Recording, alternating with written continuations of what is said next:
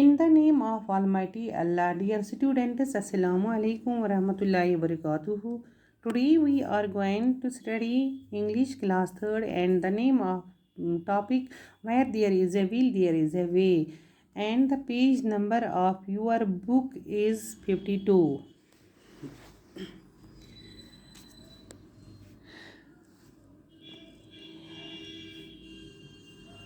Archie's name the games you play. I play.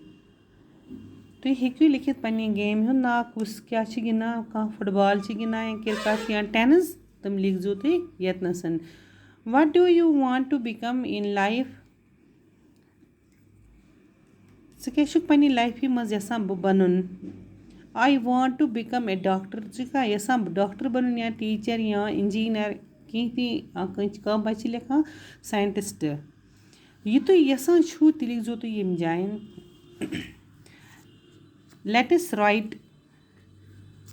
Poor boy, carpenter, siblings, dead, topped, hard work, worked hard, steady.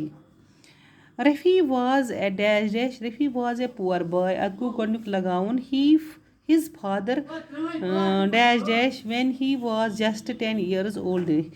His father akku athi dead. Trim. He had two siblings. Athlik jo siblings.